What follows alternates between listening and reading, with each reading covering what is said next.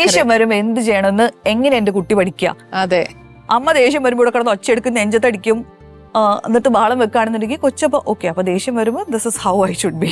അപ്പൊ അവൾ നാളെ തന്നെ കാണിക്കും.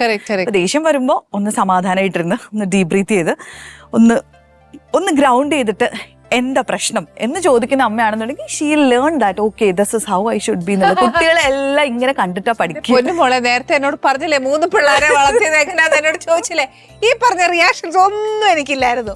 സത്യം, എന്റെ ഇമോഷൻസിന് ഞാൻ ഈ പറഞ്ഞ പോലെ ഫസ്റ്റ് പ്രിഫറൻസ് കൊടുത്തിട്ടുണ്ട്, ഇല്ലെന്ന് ഞാൻ പറയുന്നില്ല. പക്ഷേ അശ്വതി പറയുന്ന ഒരു കാര്യം ഐ ഓൾവേസ് ഡിഡ്, വെച്ചാൽ ആ ഒരു സ്റ്റേ കണക്റ്റഡ് എന്ന് പറയില്ലേ, അത് ഐ ഡിഡ്. ഇല്ലാന്ന് ഞാൻ പറയുന്നില്ല. അറ്റ്ലീസ്റ്റ് എന്റെ ഇമോഷൻ ആദ്യം വർക്ക് ചെയ്താൽ പോലും ലേറ്റർ ആക്കി അവര് അത് ഇന്ന കാരണം കൊണ്ടാണ് അവരെ എന്നോടിലേക്ക് അടുപ്പിക്കാൻ ശ്രമിച്ചിട്ടുണ്ട്. അത് മനഃപൂർവ്വമാണോ എന്നറിയത്തില്ല, തമ്പുരാന്റെ കൃപ കൊണ്ടാണോ എന്നറിയത്തില്ല, ഏട്ടന്റെ അമ്മ പഠിപ്പിച്ചെന്നൊരു രീതി ആയതുകൊണ്ടാണോ എന്നറിയത്തില്ല. എങ്ങനെ കുഞ്ഞുങ്ങളെ മുന്നോട്ട് കൊണ്ടുപോകണം എന്നുള്ളത് അറ്റ്ലീസ്റ്റ് പറഞ്ഞു തന്ന കംപ്ലീറ്റ് ഏട്ടന്റെ അമ്മയാ. മേ ബി ഇതൊക്കെ അവരുടെ ഒരു എക്സ്പീരിയൻസ് ആയിരിക്കും.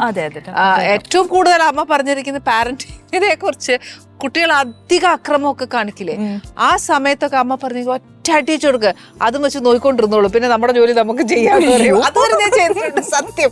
കാര്യം നമുക്ക് കുറെ കഴിയുമ്പോഴേ പ്രാത് പിടിക്കലോ, എന്നാ പറഞ്ഞാലും കേൾക്കാതാവുമ്പത്തേക്ക് അപ്പൊ അമ്മ അടിച്ചു, അമ്മ അടി കൊടുത്താ അത് നോയിക്കൊണ്ടിരുന്നോളൂ കുറെ നേരം, എന്നെ അടിച്ചെന്ന് പറഞ്ഞിരിക്കുകയല്ലേ. അത് നമ്മുടെ ജോലിയെല്ലാം കഴിഞ്ഞിട്ട് അമ്മ തടവി തരാം.